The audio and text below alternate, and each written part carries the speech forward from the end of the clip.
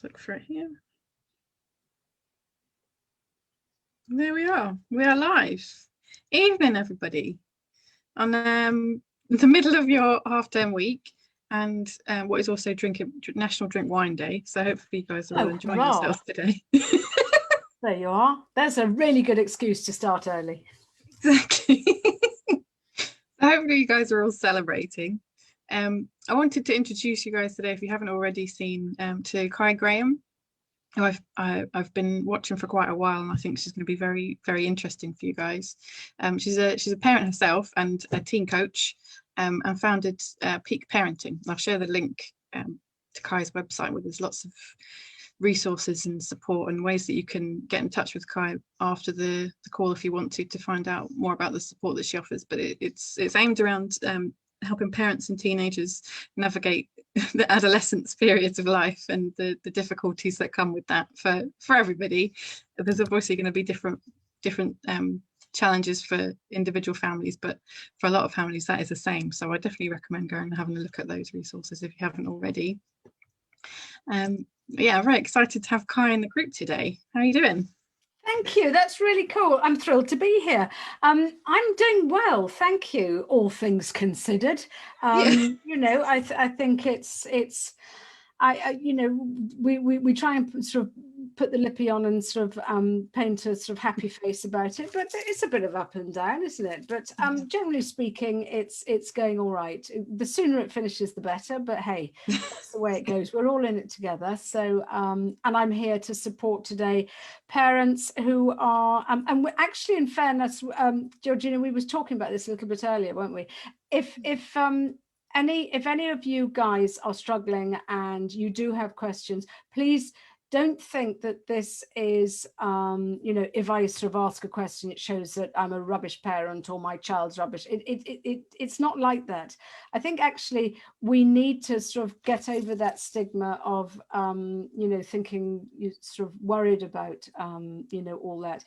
If it's any interest, I found a statistic yesterday which said that 56% of parents who are struggling, because I'm creating a course on anger, and it said 56% of parents who are struggling won't go and ask for help because they are worried about the stigma that it will have and the repercussions it might have on their child. And I'm just thinking that is half the people who are struggling, who aren't looking for help and are continuing to have a crappy time.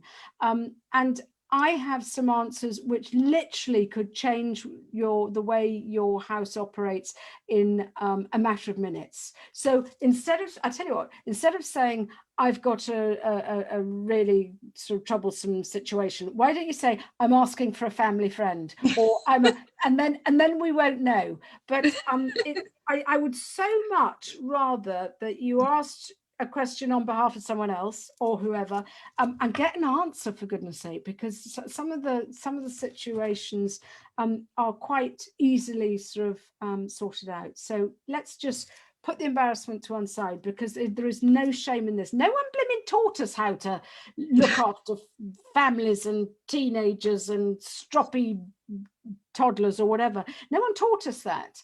I was taught double maths and how to do calculus and cosines, and that's absolutely no blimmin' use to man the beast. So, you know, so it's not actually our fault. That's the whole point. I would say it's less. It's more inexcusable not to ask questions, because, you know, this is the only way we're going to learn, isn't it? And break that pattern of rubbishness that we, in fairness, I wouldn't say I had a very happy childhood, but my parents' parenting skills were slightly limited, and you know, they didn't know any better. They only did what they could with the resources that they've got. So I am a resource. Georgina is a resource. So tap into that, and we're here to help. I think parents kind of need to remember that they're acting as role models for their kids, and they would like their kids to ask for help if they needed it. So it should be no different as an adult if they see that. Yeah, It's okay. let's not even look at, say, asking for help. Why not just pick someone's brains? Whatever, however you want to package it up. But we are here to support and offer a little bit of guidance, because I've been in the trenches. My kids are 25 and 27 now, and still I am needing support, and they are needing my support. So it's not going to change. But the more that we can break down these barriers of, oh, well, I'm a rubbish parent. You're not at all. You are the best parent that your child needs right now. They might not tell you that, because they might say you're rubbish and they can't stand you at the minute. But that's a good sign, because then it shows you're doing your job. So there you are. How cool is that? I like, there's some graphic that I've seen going around quite a lot of the time where it shows a child's attitude to their parent over the decades, and they kind of go through thinking that you know everything to thinking that you don't know anything and wishing you'd get lost and, oh my goodness, I can't cope without my parents. Kind of go through this whole way. Exactly. So yeah, we are a very valuable resource for our children, even though they don't quite know it yet. But they will appreciate it later, I promise. Yeah, but in the meantime, let's just weather this storm, and yeah, let's sort of put our heads together, and I can give you some of my knowledge which might help you. Fab. So I think I find, obviously I tend to be tutoring GCSE students, and in the normal world, that calendar follows a very clear pattern every year. And around about this time of the year, students that might have been playing the ostrich for a little bit when things are getting a bit challenging suddenly think, oh, there's not actually that much time left, and this is when people start going into panic mode a lot more after the Easter break. But yeah, round about now they're thinking, maybe I should be doing something more, I don't know what to do, and their nerves go up. And I can't imagine that's any better in a year when everything is completely uncertain. I mean, there's announcements and there's some plans made, but they change so regularly that there's not really any familiar ground anymore. What kind of things could you suggest around that? Because it's essentially just going to be about managing emotions that are swinging back and forth all of the time. You know what? It's so unfair, because I mean, just sort of taking forget about the studies, but to those sort of kids who are sort of at the age of GCSEs and A levels, and even those who are graduating from uni or college or whatever, they're missing out on so many milestones. They're missing out on be it graduations, be it exams, be it proms, be it whatever. They're missing out on so, and they're also missing out on their friendships. And so as parents, we need to give them some slack here. We need to understand that, our brain is wired for certainty. So if there's change, if there's uncertainty, everything, the radars are off and we feel antsy. So our kids are going to be feeling exactly the same. There will be the sigh of relief for some going, oh, flip, no exams. And for others, it will go, yeah, but what's the blimmin' point now? Why on earth are we doing this? For what purpose? And that's hard. And we need that sort of that sense of certainty. Even in the caveman times, we needed our tribe to protect us and to look after us. And I know that historically, preteens, the parents and the family were your child's tribe. So, the littler ones are sort of, okay, four walls and all that, but the littler ones are happier because sort of mum or dad or whoever is in the home is there a lot more, and that's that feeling of security. The thing is for the teenagers, they are wired for independence. They are wired to leave the cave or the homestead or whatever you want to say. Some of them should, biologically we're wired to go and find another tribe at the teenage years and to get away from our parents. So biologically they are needing to get out. Their emotions are all over the place. They might not know why they're kicking off. They might know, yes, it's the uncertainty, but also it's biology saying, you still here, you should be getting out, you should be finding your tribe, you should be going with your mates, you should be whatever they should be doing.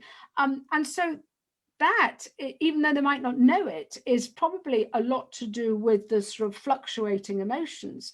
So we need to address that as parents, and a lot of that is, and we'll discuss that sort of throughout today, but a lot of that is to do with sort of keeping the lines of communication open.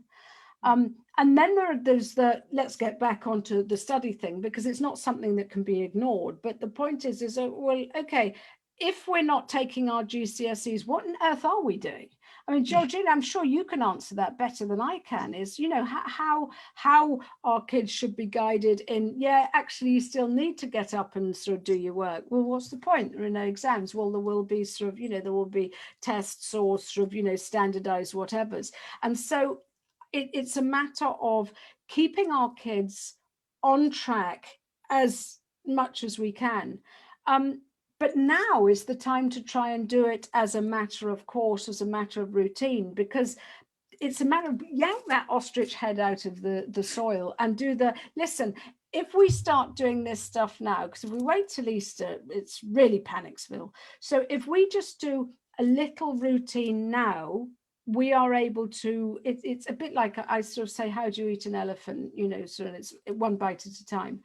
And so it's taking those baby steps now. So if we're doing baby steps now, it's going to be easier and more manageable than at Easter time, where it's going to have to be really long strides to try and catch up. And I think that's the thing. It's teaching our kids the time management of studies and the time management of organization, and how to get themselves through the rest of the academic year, because that will have a huge impact on their emotions, and they'll be able to sort of go, all right, okay, it's all right, I've got this. I mean, one child, I remember one chap I spoke to last year, and he was sort of, you know, doing sort of GCSEs, and he sort of said, and this was just coming up to Easter time, and he said, well, I've told mum that I'm going to do an hour a night. And I went, oh, okay, right. Well, that's, and you think that's enough, do you? And he went, yes. And I sort of said, have you started revising? No, but I'm going to do an hour a night, and I'm entitled to take weekends off. And I went, great. And are you looking to get quite good grades? Oh, yes, I want to get very good grades. And I went, that's fine. Right. How many subjects have you got? And he sort of went, well, I've got 9. And I sort of said, okay, well, you've got about, and we worked out that he had, bearing in mind he was only doing an hour a night and he wasn't doing weekends. It was basically, if he didn't raise his game, he was literally doing sort of 2.5 hours of study per subject for his GCSEs. And it's only when we broke it down and said, you've got this many GCSEs, by your count, by your standards, you've got this many hours. So how is all that going to work? And that's when the penny dropped. And he went, oh, right, okay.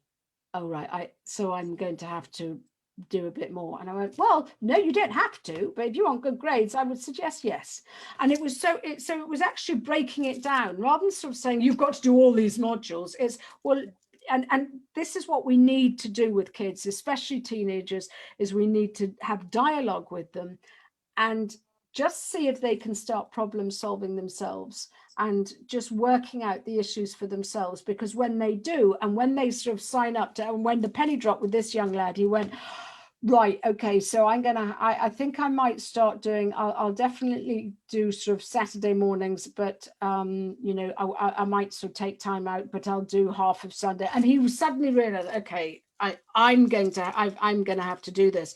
And it's when they start making those decisions themselves that they buy into these decisions, and they start collaborating and being a lot more cooperative. So it's up to us to try and guide them in a sort of way that makes them think they came up with their idea themselves. Do you know what I mean? That's just the way it works. But you get more cooperation then, rather than sort of saying, as you know, as I used to, right, well, you've got to do this amount of hours every, and it was like, no thanks, it doesn't sound very nice. But so we need to guide them and as I say, break it down into baby steps. And now we've still got a lot of time to be able to do that. Yeah, that's absolutely what I always say to students, and most years they don't listen. I get it. Start as early as possible and do it step by step. But I think the approach this year is going to be the same as every other year, really. The earlier you can get organized with your studies, the more you're keeping up with the things that are happening at school, the more coursework you're submitting on time, the more you show up and participate each day, the more evidence your teachers are going to have for whatever kind of an assessment they have to put forward. Precisely. if you kind of take the attitude that it's the same, you were prepared for an exam, just take the attitude that you're still preparing for an exam, it will be more familiar ground anyway. And the work that you've done already is going to be more meaningful. It's just easier to stick with the same path. It does. It makes life a lot easier, and it reduces and minimizes the challenges that are about 2 months away or whatever it is. And so it's just, no, okay, I'm doing the best I can. I've got this. It's not ideal, but you know, and it just keeps it all manageable and less scary, because otherwise that's when the ostrich head goes in, when it's like, la la la la, I really, no, this is just too scary, I don't want to talk about it anymore. And that's when it runs out of control. So yeah, it's just, I know they don't really listen, I know. But we have to keep trying, don't we? We as parents are our children's role models, so we need to try and just, maybe we do sound like a cracked record to ourselves as well as the kids, but it is, I think it's, you might be sort of 1 step forward, 2 steps back. If you're lucky, it's 2 steps forward, 1 step back, but hey, but it's just a matter of just keeping on with that encouragement and rewarding positive behavior. That always goes down well. Yeah, absolutely. I see lots of parents tell me, because I'll have those same conversations with all of the people that I tutor, and I'll give them a revision plan, and then whether they stick to that is on them. And then their parents might get in touch and say, well, they say they've done this and they say they're doing okay, but it doesn't look like they're doing anything, and they're really scaring me. Yeah. So it's just kind of persuading them not to storm into the bedroom and demand to see evidence that work has been completed. I get that must be stressful. I think the thing is that's sort of one of the things, isn't it? I think as parents, we have spent our whole time managing our children. And when they're little, we make sure that they're fed and watered. We make sure they get to school on time. We write and sign their homework diary. We sit there and work, do their sort of their phonics and their colouring in and their sort of times tables and their spellings. And we have such a handle on what they've been doing. And then suddenly this sort of monster comes down the stairs one day, it's turned into a teenager, which doesn't want any support, doesn't want any help because of that previously mentioned independence. And I think the thing is that as parents of teenagers, we have to learn that role has changed. We have to learn that the goalposts are changing, and we move from being a manager to a mentor. And so rather than dishing out orders, it's a bit of guidance. I think guidance is so much is better received, I know for a fact.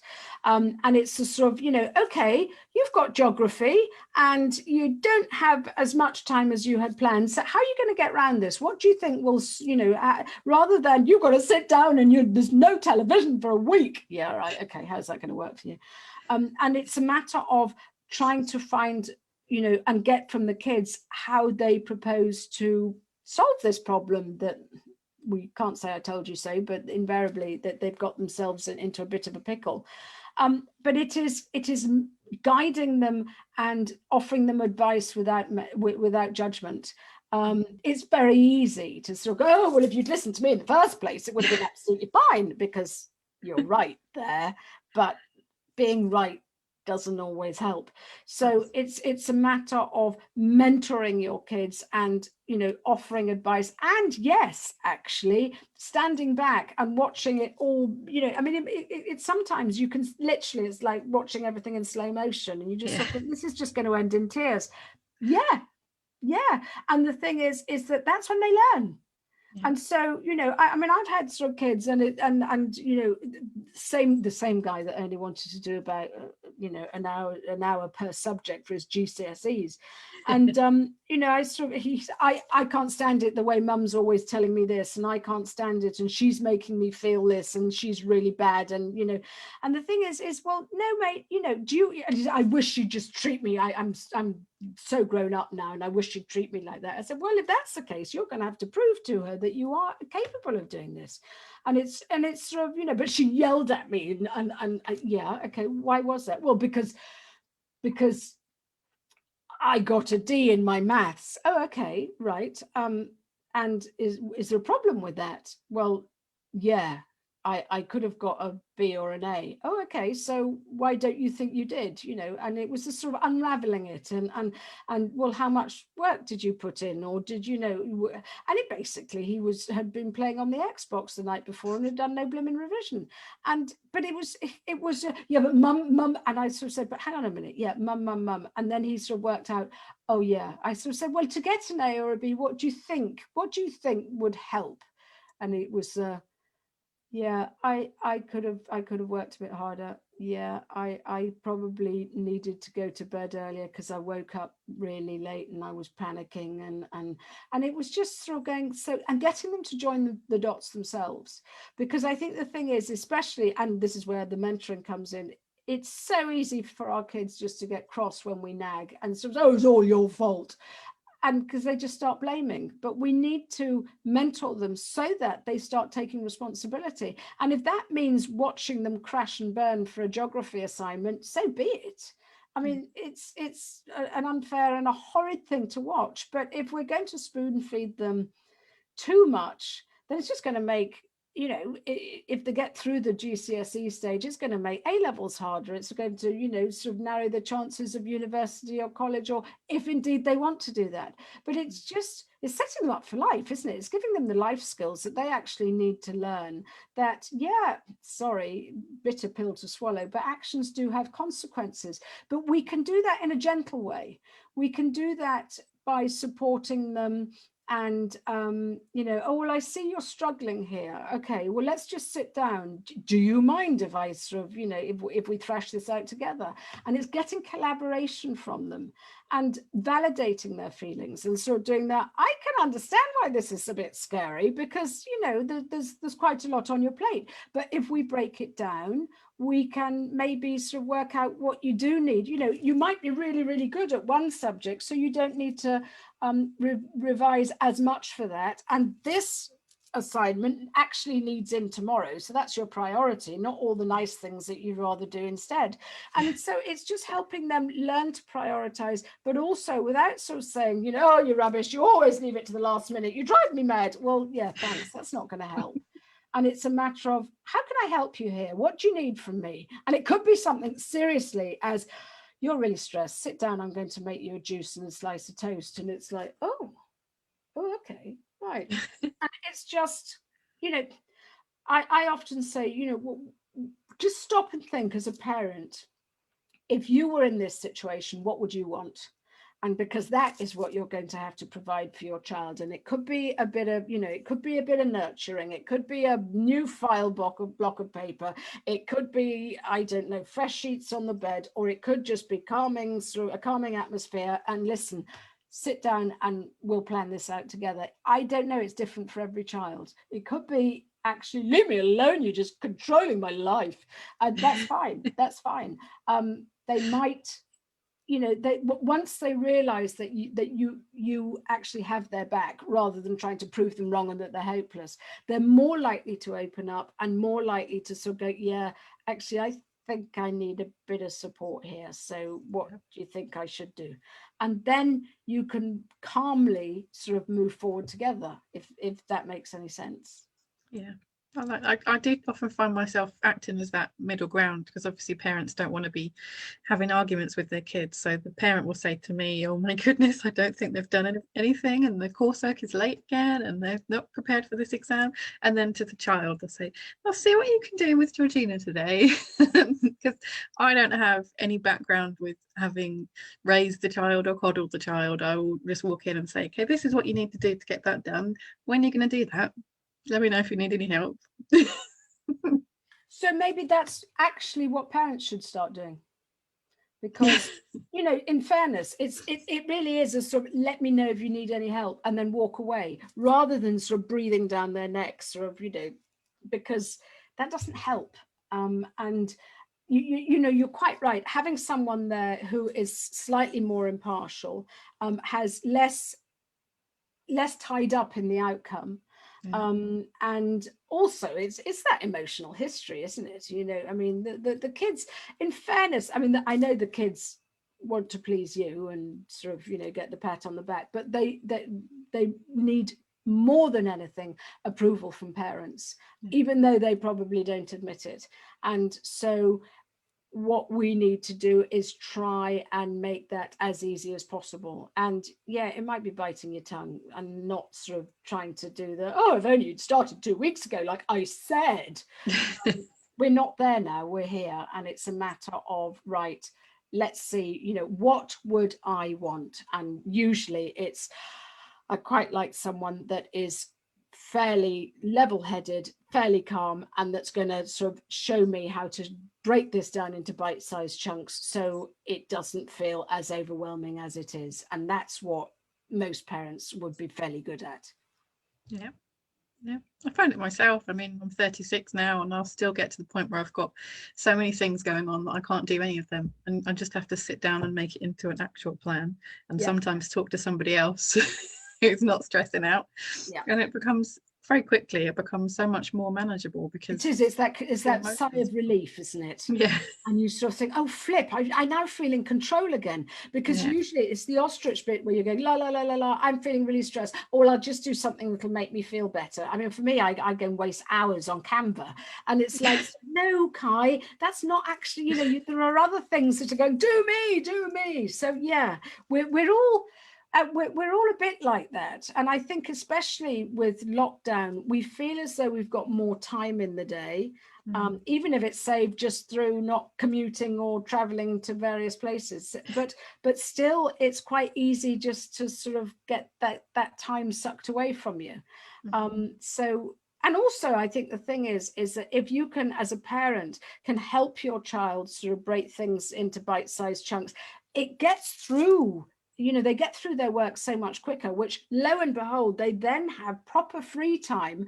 Right. I mean, I had a student who I sort of said to him, you know, what's going on here? And yeah, his mum sent him to me. I said, what's going on here? I said, I'm sitting in front of my desk and I said, how many lectures do you have a week? He said, oh, about 4 or 5 hours. And I went, right. And I said, well, how many are you attending? And he went, none. And right, okay, so what are you doing? I'm sitting at my desk from about 9 o'clock till about 5 o'clock stressing. And I said, well, why aren't you attending? He said, I've got past the point of no return because I don't even know where to start. And so that was really, you know, that was for him a real and I said, right, okay. And for any of you who don't know the Pomodoro method, go and Google it because it's fantastic. I'll talk about it in a minute, but I explained this to the chap and I said, right, okay, so I am going to insist that you have, and this was just to a student, you do 3 hours work a day. I insist on that. And it could be half-hour slots, or it could be 1 3-hour chunk, or it could be whatever. But I insist on that. And the rest of the time you can do what the hell you like. And he went, but that's not going to work. And I went, well, why? I said, you've only got three 5 hours lectures a week or whatever. Of course it's going to work. And he sort of said, but what do I do the rest of the time? I said, I don't care. I said, but you've got to do those 3 hours a day. So that actually I'm asking you to do 15 hours of study a week. At the minute, you're doing none. So that's got to be a bonus. And the light, you know, he had a light bulb moment and he went, oh my gosh, I don't actually have to attend all my Zoom meetings online as they're going live, but I could do them a bit later and then I can do this. And he was just like, oh my gosh, you know, brilliant. And maybe that's the same as your child. Rather than saying you've got to sit and sort of do all your work, maybe it's no. I expect, you know, I don't know, 2 hours of study a day, 3 hours of study a day. And then the rest of the time you can do what the heck you like. Yeah, you've got to have sleep. That's really important. Sort of for teenagers, it's sort of 8 to 9 hours. I would say 9 to 10 hours. Of sleep a night. Good luck with that, especially if you're allowing devices in the rooms. Not actually talking about that just yet. But the rest of the time they can, you know, and the wonderful thing then is if your child goes, you mean say I only actually have to do, I mean, okay, maybe sort of school is slightly different, you know, if you need to, but I'm talking about sort of, you know, I was talking about students then, but it's all relative, you know. Some kids are not even getting to their school online, some kids, you know, but just allow them an allotted amount of time and maybe just sort of say, right, all you need to do is X minutes or X hours a day or whatever, and you can catch up at the weekends, and you are allowed to have 2 hours free time a day. or whatever it is, that gives them that motivation to get stuff done, get it out the way, rather than just sitting there and being swamped and actually not doing anything properly. Because we need to get our kids, this is the place that you work. Now, have you finished? Yeah, right. Get out and go and do something totally different. Whether or not it's running in the garden, whether or not it's on the Xbox, whether or not it's sitting at the dining table, I don't care. But it's just differentiating between the times that they are expected to work, study, exercise, sleep, blah, blah, blah, blah, because that just gives some more shape to their day, because at the minute it's pretty hard work for a lot of us. Yeah, I've had to do it in different places in the house. Even if I'm not leaving the house, I have a desk where I do my day job. I have a desk where I do my lessons, and that's as far away as possible from the place where I sit and relax, so that I feel like I'm actually moving. Yeah. And that's, I used to bring my meals back to, especially when I thought I was sort of, I had deadlines, bring my meals back to my desk. And I've had to go, no, that's not happening.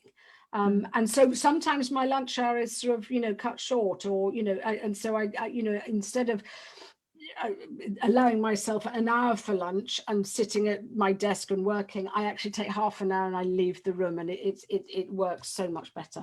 And I think it's having that differentiation of space just works well. It works for me, so maybe that's worth sort of thinking about, or even rotating desks. And I mean, I've got sort of kids working here, and sort of sometimes it's a matter of, listen, can I work here, because I just need sort of somewhere different. And so sometimes we just sort of move around and share the space slightly differently. Yeah, you kind of have to get out of that.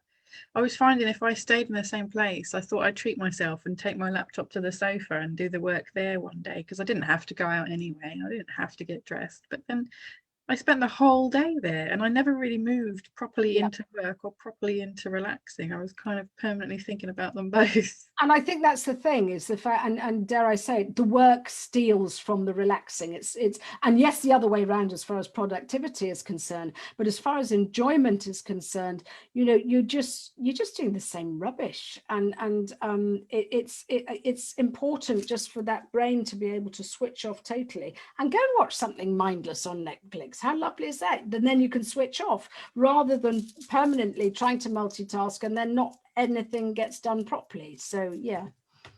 Oh yeah, I've been taking some Netflix recommendations from some of my students. It's certainly not the most highbrow programs, but they're quite entertaining. They're quite nice to have a little bit of a wind down in the evening. I've got my two kids here, and one's 25 and one's 27, and my daughter, who's the 25-year-old, she's got her boyfriend here as well, and so we all eat together, which is lovely, and we don't see each other really during the day. And so we sort of sit down at the end of the day, and it's, one of them's cooked, or whether or not it's me or whoever. And so it was, and I always start the meal off, now, how was your day? So we all sort of have a little chat, and sort of after that, and we've all washed up and finished. And then we sort of sit going, and, what should we do now? And it's invariably this sort of, can we just watch some mindless drivel? And it's, oh, yes. Now, that's when my husband gets up and walks out, because his idea of mindless drivel is really, I mean, we take it to another level. So he has to go and watch something different. But it's just lovely. And he's just, you're watching this rubbish. And you go, yeah, and it's not making any demands on any of us. And it's wonderful. And we're allowed. That's okay, isn't it? Yeah. It's so rubbish, I don't tell you what it is, because it's, but That's the point, isn't it? You want something that you don't even have to think about, just watch it. Yeah. But I think that's the problem, is that and I can understand that need to relax or chill or numb or whatever you want to do, and that has its time and place. But it's when we sort of do it throughout the day, and you're sort of sitting at your desk and you're sort of doing this and you're just switching off, and it's just it so doesn't help, because it says something, it's something ridiculous, like every time your phone pings, or even if you are taken away from your work for 1.48 seconds or something, even if it's, there's a text from so-and-so, even that, it takes you 20 minutes to get back into that frame of working again. Where was I? What was I doing? Oh, right. Okay. Should I reread that sort of sentence again? And it's such an interruption. So I know it's really, really hard, but trying to get the devices away from your kids whilst they're studying. And that's why I'll talk about the Pomodoro method. I don't know, have you explained it in the past or not? Right. The Pomodoro method is basically, it's named after, it's Italian for tomato, and it's named after, you know, those, do you remember those old fashioned egg timers that look like a tomato? And the guy, I think, who invented it was an Italian. And basically what it is, it's chop your work down into 20-minute chunks. And it literally is that. So you do sort of 20 minutes work and 5 minutes on or off. 20 minutes work, 5 minutes off. 20 minutes work, so that's taking you to the hour, so you can have 15-minute break then, and you start all over again. And so what that does, because I think, you know, and I know it's hard, but when this student that I referred back to, the reason why he didn't go to his online lectures was because they were sort of, you know, 2 or 3 hour Zooms that were death by PowerPoint. Well, I mean, the brain doesn't stay alive for that long. I mean, no wonder he was. So I said, press pause. You know, no one's going to get cross with you. Press pause and or, you know, look at the recording later. And so it's 20 minutes of solid work, not with your phone. Your phone's got to stay away. You know, you can survive that, children. You can. And then you can go and check or do something or get a glass of water or do a stretch or go to the loo, whatever you want to do, and get back and do another 20 minutes and do a blimmin' timer, you know, and that, because that's sort of, that keeps you very, very focused. And then when you've got your 15 minutes off, that's your 15 minutes of mindless scrolling. If that's what you want to do, that's absolutely fine. I suggest you time it, because otherwise an hour and 15 minutes later you can flip. Where did that go? Because we've all done it, you know, cat videos and people on TikTok. It's fine, it's great, but that's sort of for later on. That's for once you're doing the mindless drivel like I am with my kids, you know, and there is a time and a place for that, but not throughout the day, because otherwise you're not learning. And whether or not it's exams or studying or getting your assignments in, if you just know that you are doing focused work for a shorter period of time, hurrah, did you hear that? A shorter period of time, you'll get more done, and then you can go and do whatever you choose to. So yeah, absolutely. So it's the Pomodoro method. Google it. I think it's like you kind of said earlier, some of the challenge is just in knowing where to start, because when you look at a problem of preparing for your exams, whatever kind of assessment that's going to be this year, you look at the problem and then getting started on something like that. Where do I start? It's so much easier to have this is what you should do today. This is what you should do this week. Yeah, exactly. And rather than sort of going, oh my gosh, I can't stand history and I've got to do all that. No, it's all right, because everything is taught in modules. So it is easier to be able to break it down and go, well, that module is likely to take me 2 or 3 hours or 2 or 3 days or whatever it is. So once you've got it into bite-sized chunks, it's much easier.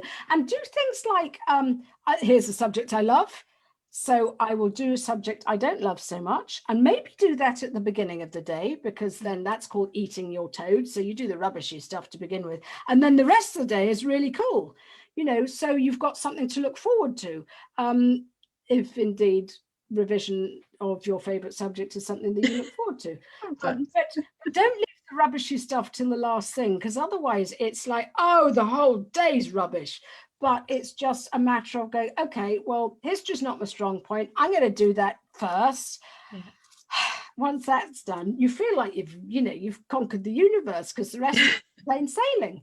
And then sort of maybe, sort of do the nice subject, less so nice subject, and just sort of dovetail it and just be kind to yourself. And and I think that's the thing. It's just try and take the pressure off, because yes, there are emotions going all over the place, and it's the worry and the fear and the worry of being judged and not good enough, and what the heck do I do, and I'm overwhelmed and I feel stressed. And I think it's just important to find out what your triggers are, and it could be history, or it could be, oh well, I've got this test coming up, or I've got an assignment, or it could be I can't cope with doing it in the morning, or I'll tell you what, I'm useless until I've sort of done, I don't know, 100 steps or whatever it is. You will get to know, to parents, you will get to know how your child works. Maybe they need to jump on the trampoline for half an hour beforehand. Maybe they actually, have got a mountain of revision to do, but come on, they've just done homeschooling and they've been online for a while. And give them a slice of toast and let them curl up with a cat or the dog for half an hour. It doesn't all have to be, by the rules and as everyone else says. Know your child and know what suits them best, because if you are creating an environment that makes it easy for them, then it's going to be a lot easier for you as well.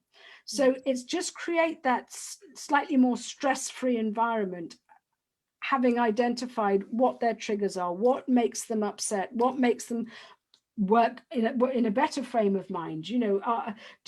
On a Saturday or Sunday, do they really need to be woken up by an alarm? It's kids need 8 to 10 hours sleep a night, and that's just biology. That's so that their brains are an absolute mess at the minute, and that's where the hormones come in.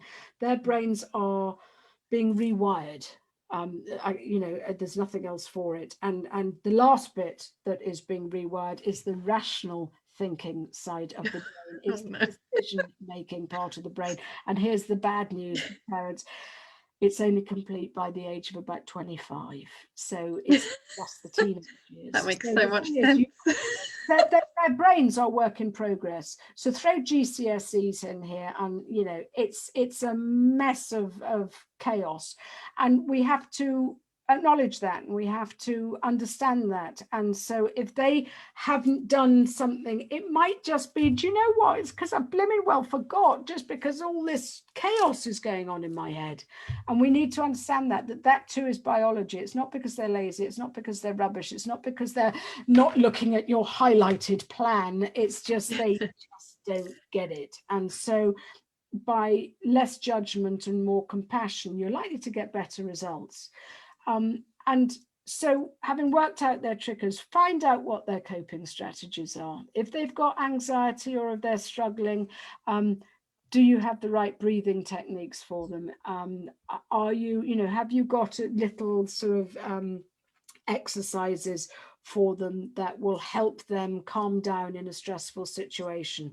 Have they, do they know that actually it's better for them to get 9 or 10 hours sleep? They'll work it out. I went to bed earlier last night, and I actually did slightly better at school than I thought I did.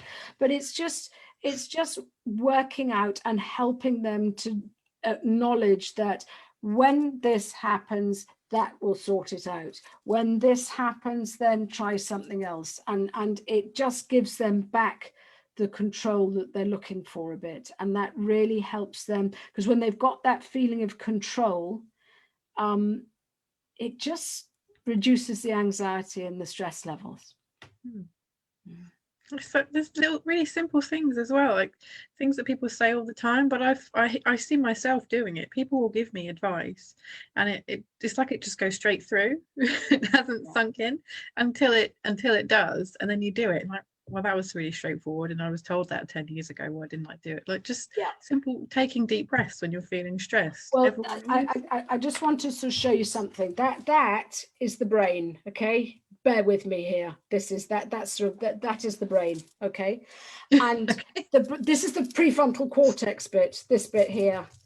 And that's the bit which basically, when you've heard the phrase flip your lid, and everyone, oh my God, someone's just flipped their lid, and that's what happens. And here is the reptilian part of the brain, and that's the amygdala, and it's the fight or flight, and it's the bit that sort of goes, oh my goodness, and people with anxiety have this reptilian, look, there you are, you see who it is, have that reptilian part of the brain going absolutely berserk the whole time, and it's going, oh my God, woulda, shoulda, coulda, oh my God, I got a maths test, oh my God, the dog's just sort of been sick on the carpet, oh my God, where are all the saber-toothed tigers, is basically what this amygdala is doing here.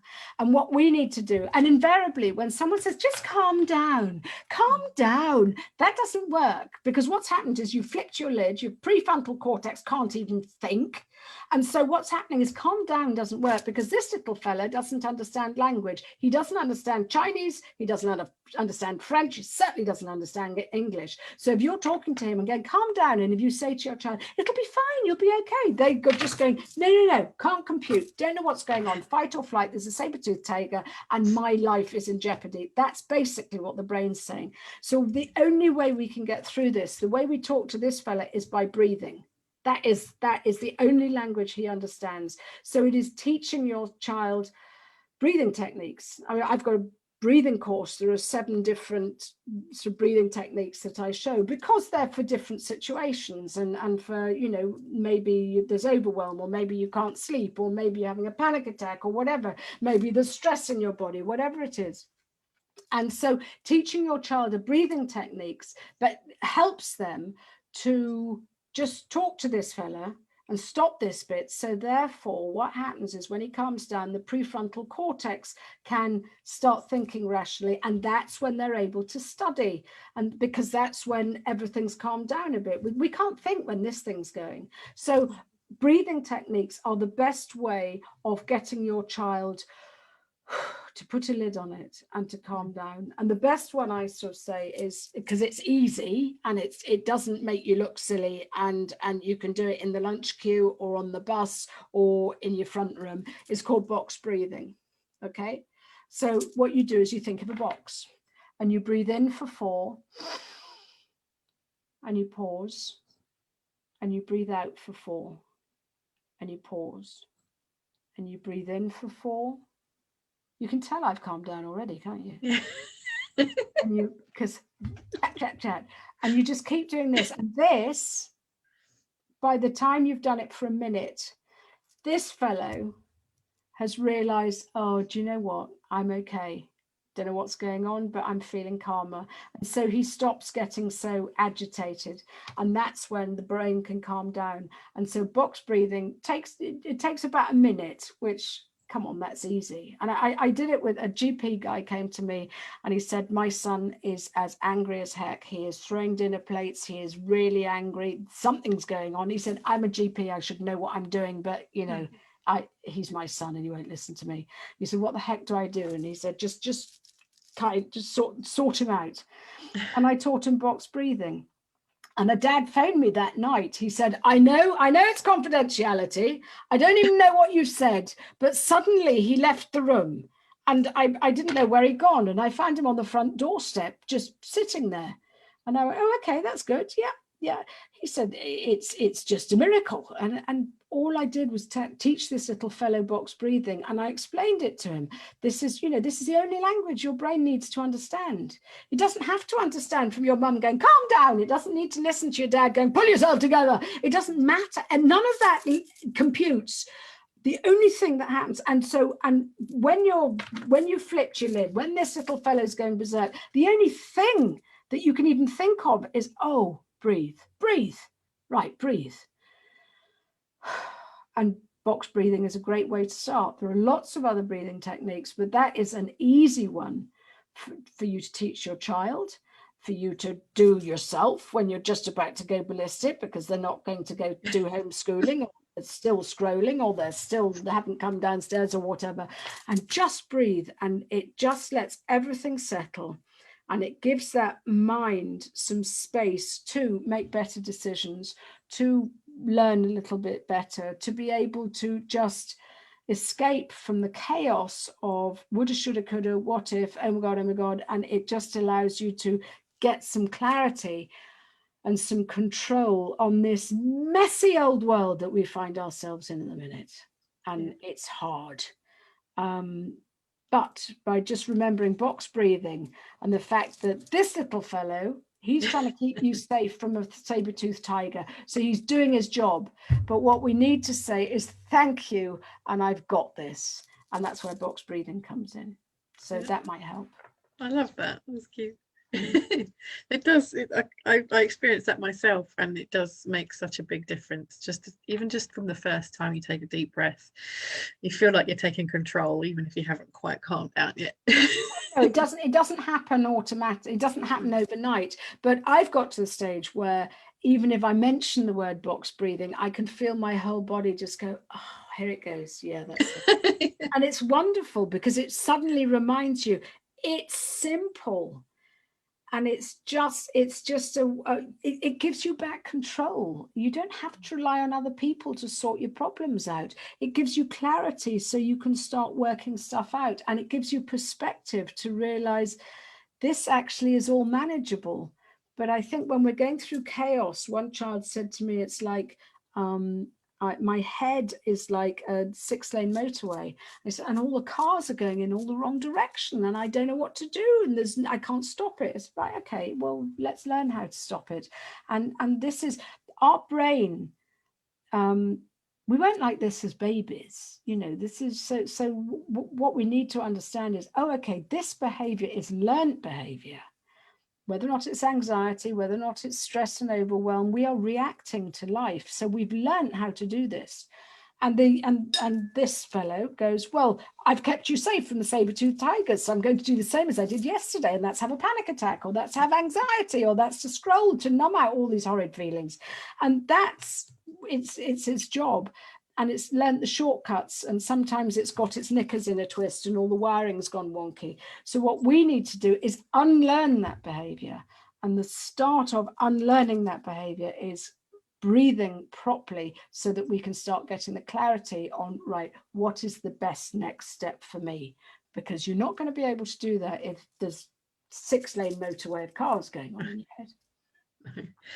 I like that. You've covered kind of the how to be prepared in advance part, the making sure that you're taking daily action and making a plan ahead of time. And then when it all just gets too much in the moment, like how to bring it back down. Because I think that's going to be a lot of it. You can see that exam times and things are deadlines are coming, so you're going to have stressed out days. You can prepare for them in advance, and then when it hits you by surprise, then you can have a bit of a scream and then have a go. And I think the thing is we need to be compassionate to our kids, but we also need to be compassionate to ourselves, because as parents, we want the very best for our kids, and we're navigating uncharted waters here.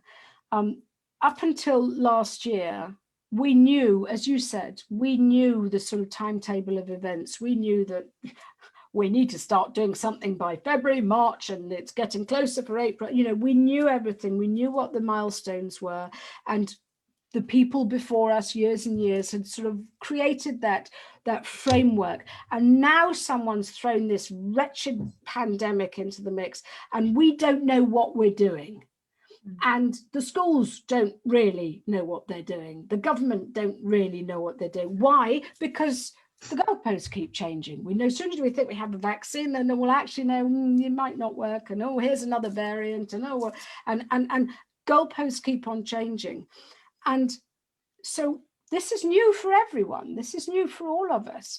And the very fact that you're watching this, be it now or on the replay, bravo that you've got this far. Bravo that you are, wanting to sort of make a difference for your kids. Bravo the fact that it's blimmin' hard and you're still, sort of National Wine Day or whatever it is.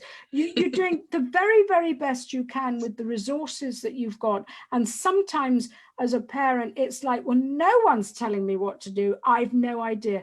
Do yourself a favor and just tap into your inner knowing, your gut. Trust your gut. And you do have the answers inside. And it could be something like, I was in a group the other day, and sort of one mum sort of said, all my friends sort of say, and that she had teenagers, all my friends are keeping their kids to a really, really strict regime, and my kids sort of sleeping at all the wrong times and getting up and making pizzas at 3 a.m, and I must be a rubbish mum. And I went, well, hang on a minute. That's a bit like saying a teenager sort of saying, all my friends have been allowed to go to this party. No, they haven't. So the parents probably haven't got it right, but they're sitting there feeling smug because they think they have. And oh, look, oh, thank God, someone's doing it worse than me. Hurrah. So, we need to sort of go. And I basically said to this mum, okay, that's fine. All your friends are doing this and you're the only one that's not. And I would like to know who is the happier of the children whose mum is just reacting to what is suiting her child best. I said, is your child getting his work done? Yes. Is he happy? Well, he seems to be. He's laughing with his mates at 3 in the morning on whatever. I said, fine. Is he getting enough sleep? She said, yes, but the wrong hours. I said, then you're ticking all the boxes and you've got a happy bunny. Let's just pretend he's working night shift.